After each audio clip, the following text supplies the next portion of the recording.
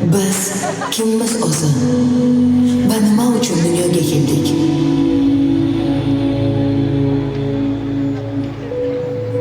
Atrofga qarasak, hamma qayergadir shoshyapti.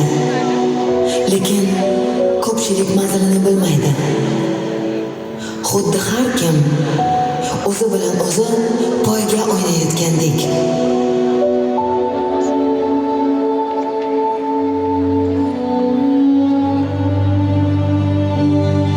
O'ng tarafga qaraymiz. Xuddi hayot puldan, laykdan, prosmotrdan iboratdek. Shu raqamlar ko'payishi bilan inson o'zini bor va boy deb his qilayotgandek. Shu narsalar uchun odamzod vijdonini, vaqtini, ba'zan hatto o'zini ham yo'qotib qo'yayotgandek. Chap tarafda ham odamlar shovqinga qaramay, ichkarida jimlik. Bu odamlar esa hech kimga aytolmaydigan o'ylarini ko'tarib yuribdi. Hammasi o'zining og'ir savollari bilan yolg'iz. Mehr, oqibat noyob, e'tibor esa qimmat narsaga aylanib qoldi. Chunki ko'pchilik berishni emas, olishni o'rganib bo'ldi.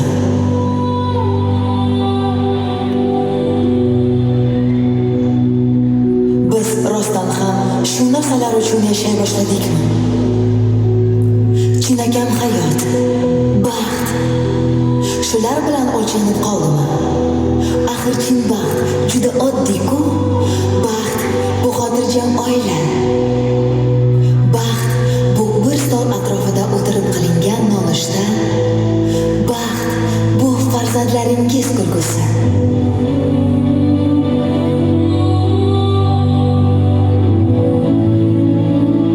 Lekin biz negadir o'tmish bilan yashaymiz. Endi hech qachon ortga qaytmaydigan kunlar uchun siqilamiz. Ba'zan hatto yig'laymiz. Kelajakdan esa xavotirdamiz. Hali kelmagan kunlar bizni charchatadi.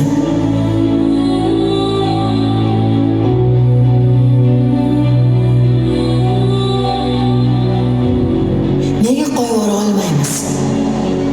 Nega bugunni unutib, kecha va ertaga yopishib olamiz?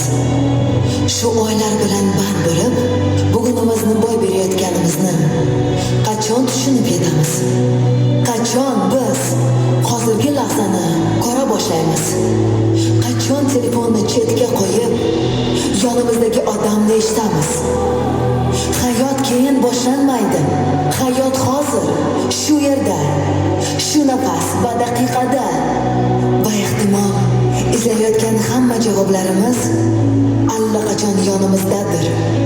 Faqat to'xtashimiz